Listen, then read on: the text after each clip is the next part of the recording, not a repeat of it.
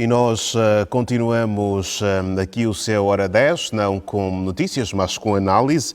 E Sá Agostinho é nosso convidado para mais uma vez analisar aqui algumas notas da atualidade. E Sá, boa noite e seja bem-vindo.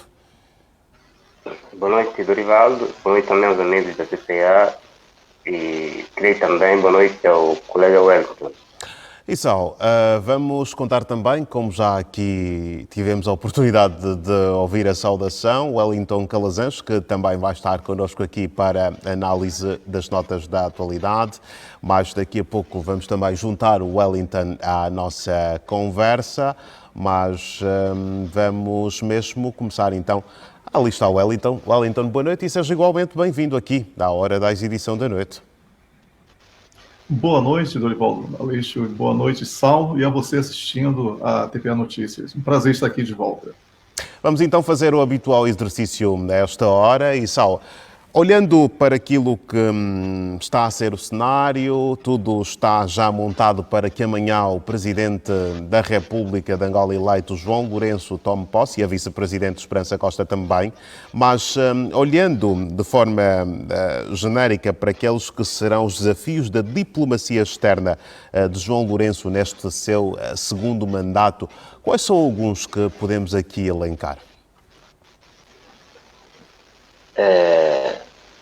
São enormes os desafios que o presidente João Lourenço vai ter de enfrentar durante o seu segundo mandato, alguns dos quais vêm do seu primeiro mandato, e outros até vêm mesmo da longa tradição da política externa de Angola em matéria de realpolitik africana, isto é, a participação positiva de Angola na resolução, na contribuição para a resolução de muitos dos conflitos que enfermam quer a África Central, uma vez, que é sobretudo agora a região dos Grandes Lagos.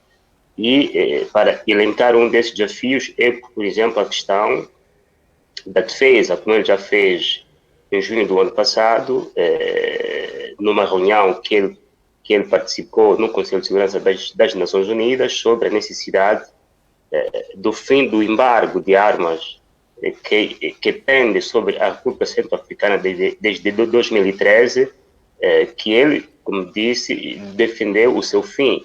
Ora, esta luta deverá continuar a fim de garantir, como já dissera, em 2021, a fim de garantir a possibilidade da República Centro-Africana poder defender a sua soberania e a sua integridade territorial. Portanto, esta é uma matéria essencial que poderá fazer parte da sua agenda da política externa. E há também a questão que é bastante reiterada da estabilidade no leste da República Democrática do Congo, enquanto presidente também da região dos Grandes Lagos. Ora, existem nesta altura dois roteiros.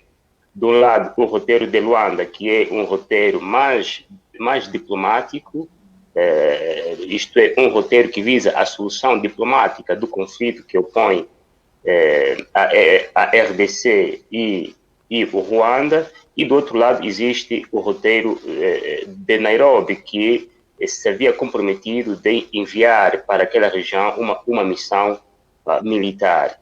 Ora, muito provavelmente esses dois roteiros se deverão encontrar a fim de fazer com que a solução deste conflito possa ser encontrada, como também ontem já vimos durante a análise da recompensa do pagamento, digamos assim,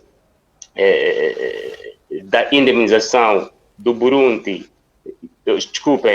da indemnização do Uganda à RDC, também é provável que, continuando nesta leva de desanujamento político em curso, a conjunção, a interseção, esses dois roteiros pode ser uma mais-valia para uma solução imediata, pacífica e definitiva do conflito que opõe a RDC e o Ruanda. E depois também, como não podia deixar de ser, poderá também constar, se for este o desejo dos homens de Estado que ladeia o presidente João Lourenço, poderá constar também da sua agenda política, da sua agenda da política externa, além da retirada matéria da diplomacia econômica, mas também a questão da revitalização dos próprios conceitos da política externa angolana, tendo em conta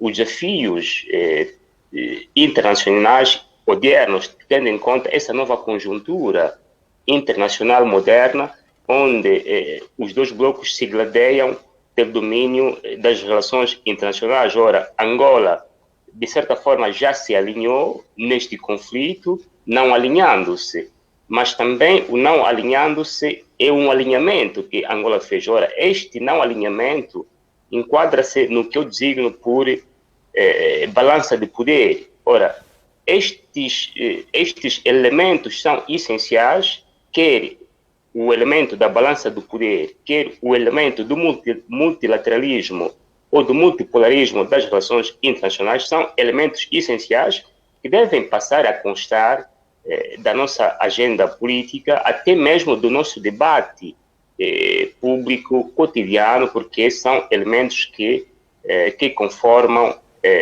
a vida das sociedades no momento atual. Portanto, para uma primeira pincelada, fico por aqui. Obrigado. Wellington, queremos também ouvir aqui a sua opinião sobre este mesmo assunto, sobre estes mesmos desafios. Olha, eu concordo com o Issal quando ele fala sobre a importância dessa pacificação na região, sobretudo nas fronteiras, em especial com o Congo, porque sabemos que uma instabilidade no Congo produziria uma série de transtornos para Angola como um todo. Tá? Também sabemos, e não é segredo para ninguém, que há um incentivo internacional para que sejam reacendidos movimentos independentistas em Cabinda, e essa questão que parece ser interna, ela é de um cunho externo. Portanto, eu considero que, do ponto de vista internacional, o presidente João Lourenço terá que dialogar bastante com os seus parceiros para que essa tentativa de separação ela não seja apoiada por aqueles países que se dizem amigos, seja ele qual for.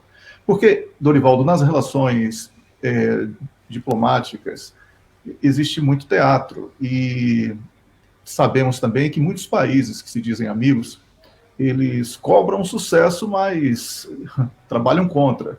E isso é preciso que toda a habilidade histórica que vem sendo construída por Angola possa ser mantida na sua diplomacia, para que a soberania do país possa ser preservada.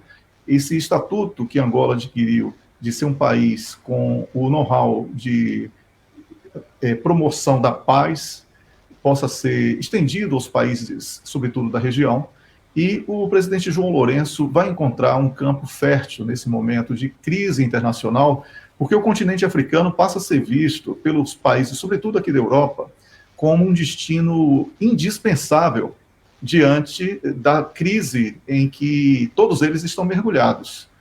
Por isso, eu acredito que seja esse próximo mandato de 5 anos, ele deverá ter, finalmente, o caminho que o presidente tentou construir no primeiro mandato e foi prejudicado por 2 anos de pandemia, e quem ignorar isso realmente está fazendo apenas um jogo político.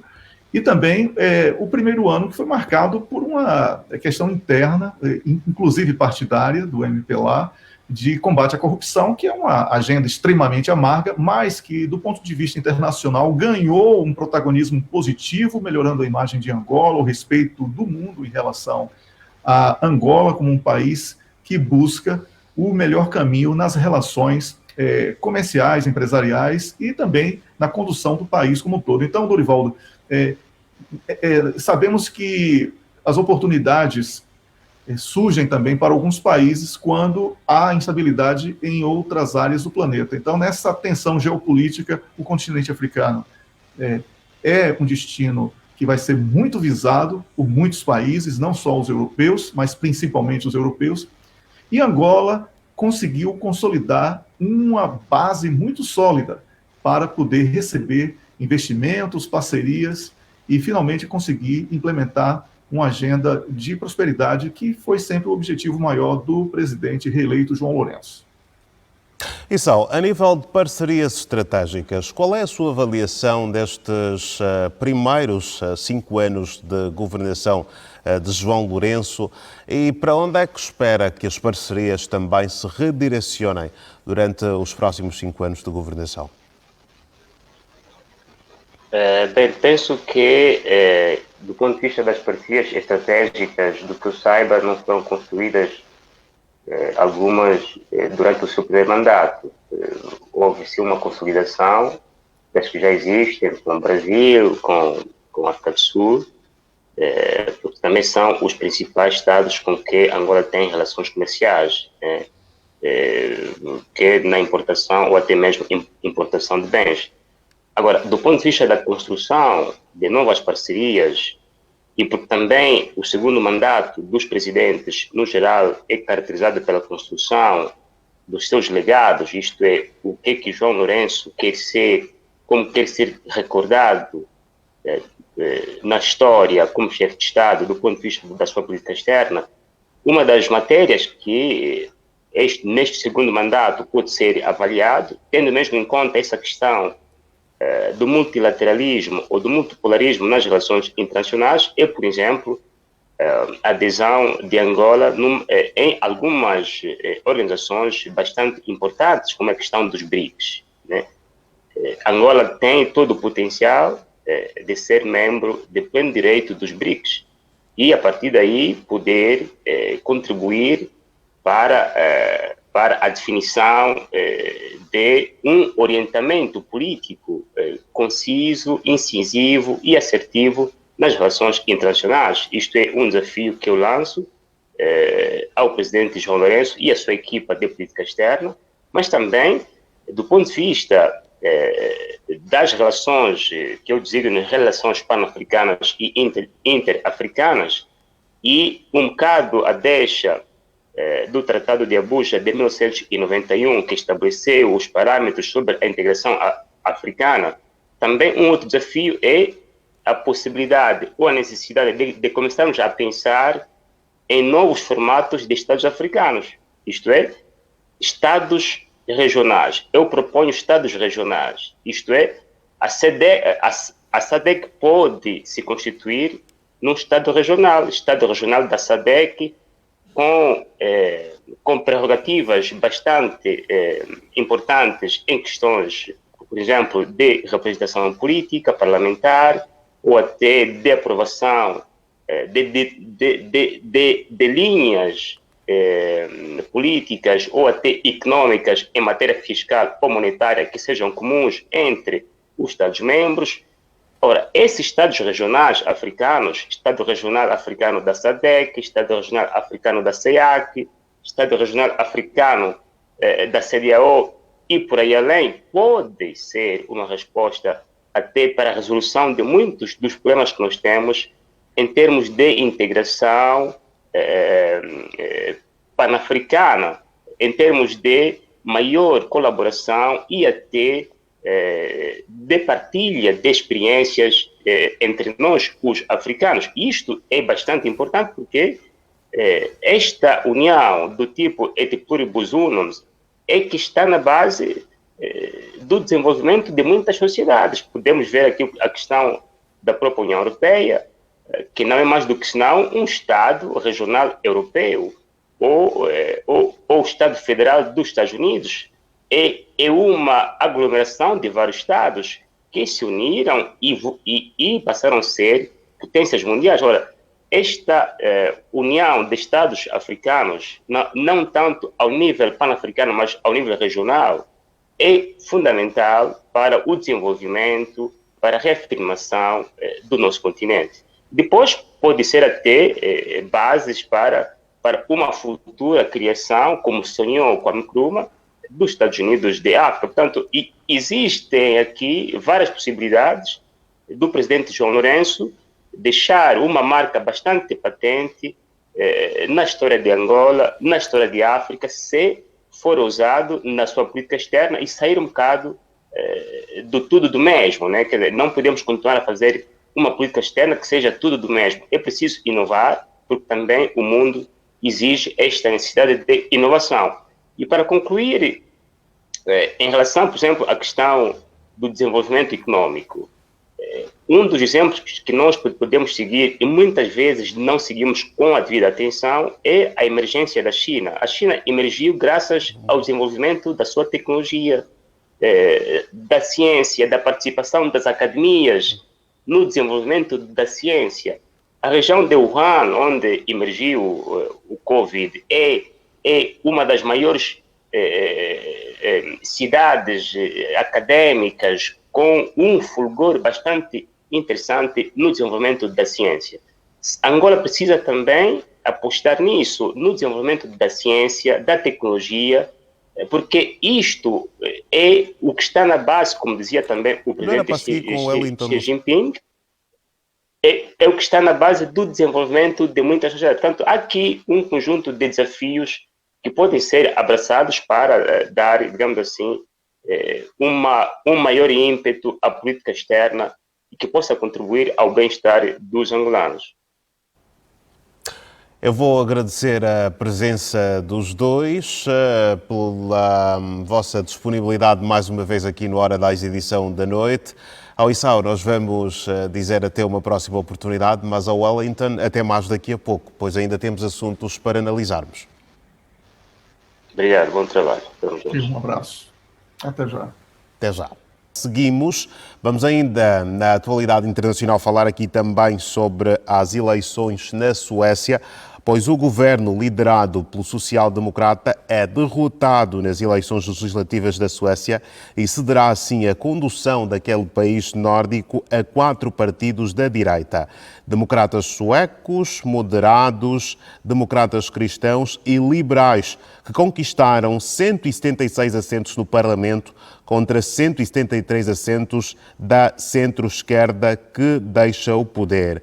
Ainda a primeira-ministra Magdalena Andersson admitiu a derrota, pois os últimos números parciais já divulgados sepultaram assim as esperanças de mudança nos números já alcançados por ambos os blocos partidários.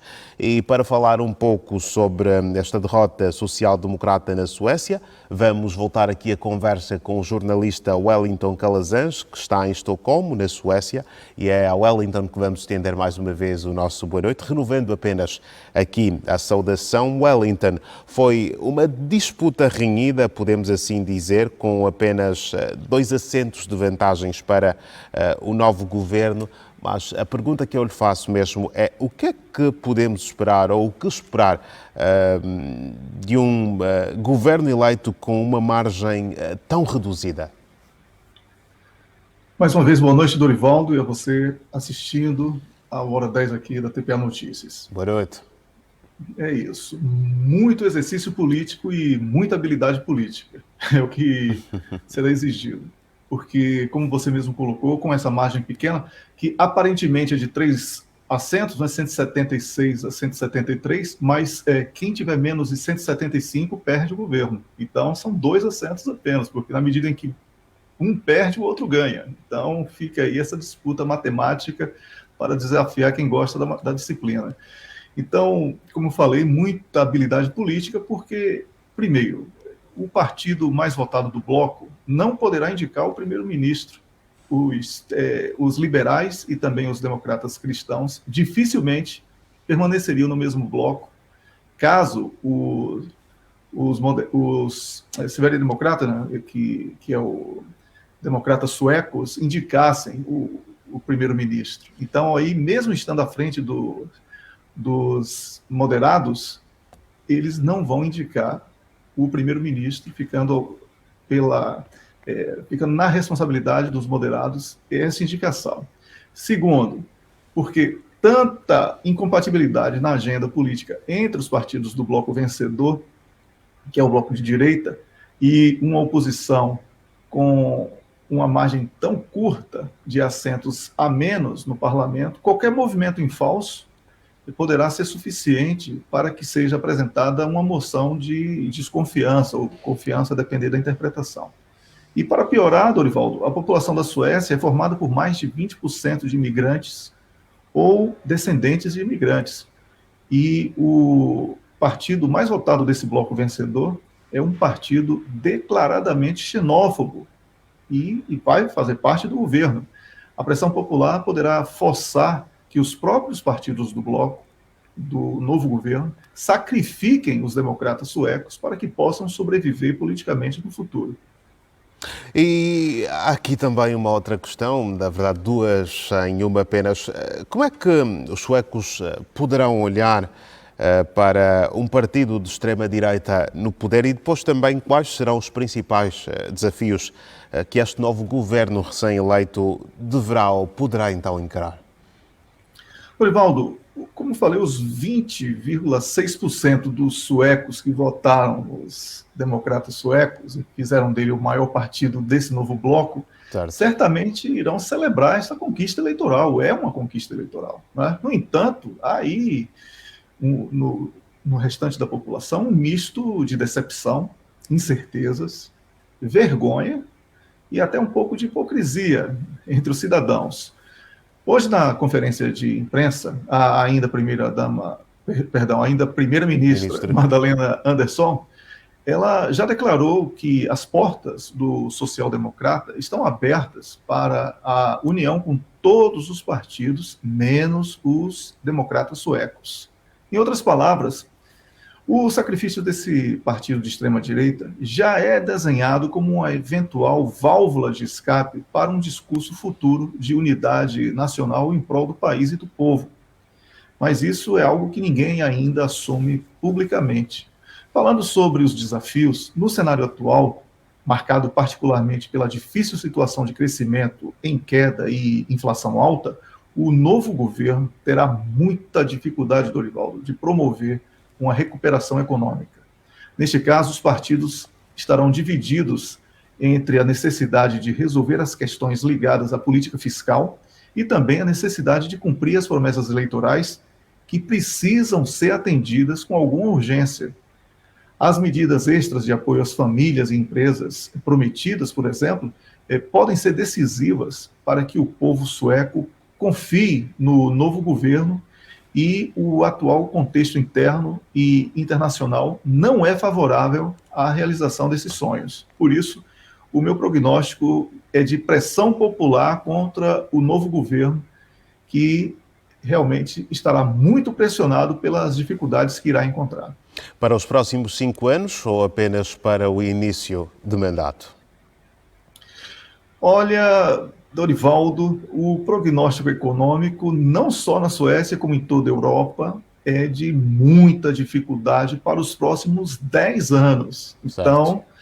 a Suécia faz parte da Europa. E, com exceção do partido de esquerda, que é do bloco perdedor, aí, que fazia parte do governo que está deixando o poder, todos os outros partidos deverão usar a tensão na Ucrânia e a russofobia como uma arma para culpar os fracassos políticos e a insatisfação do povo.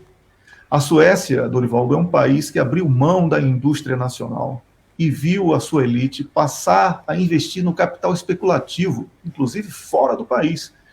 Hoje, com esta queda de braço entre a NATO e a Rússia, a China e outros países, o setor produtivo tem sido muito mais importante do que a especulação financeira. E a Suécia não tem mais aquela força industrial que já teve, com inúmeras empresas espalhadas em todo o mundo. Se for confirmada como novo membro da NATO, a Suécia terá que piorar o seu PIB através do pagamento de 2% dele à NATO. Por isso, eu estou bastante pessimista quanto ao futuro político da Suécia, pois é um processo de abandono da neutralidade e da solidariedade que vai reduzir esse país a ser apenas mais um que faz guerra e tenta impor valores aos outros. Wellington, falávamos aqui também em instantes sobre a conferência de imprensa, ou a coletiva de imprensa de Magdalena. Foi marcada também pelo anúncio da renúncia do cargo para o dia da manhã. Sobre isso, o que nos pode dizer? Inevitável, uma tentativa de mostrar grandeza nesse momento difícil. Ela foi a primeira primeira-ministra sueca, a primeira mulher a assumir este cargo.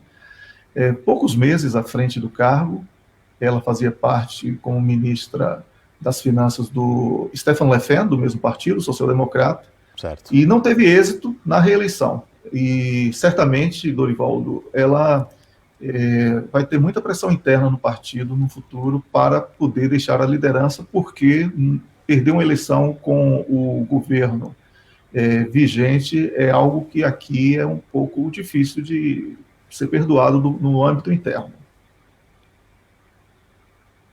Respondi? Sim, sim, respondido. Wellington, eu vou apenas agradecer mais uma vez pela presença aqui no Hora da Exibição da Noite e dizer que queremos continuar a contar com a sua presença aqui no Hora 10 para atualizarmos não apenas sobre os assuntos ligados à Suécia, mas também sobre outros assuntos ligados então à atualidade mundial que nós trazemos habitualmente aqui neste espaço. Dorivaldo, eu que agradeço e desejo ao presidente reeleito João Lourenço e a todo o povo angolano muita prosperidade nos próximos 5 anos, que serão desafiantes, e espero que todos os projetos possam ser realizados e todo o povo possa estar contemplado com isso. Muito obrigado, Wellington, e até uma próxima oportunidade. Um grande abraço e até a próxima. Grande abraço.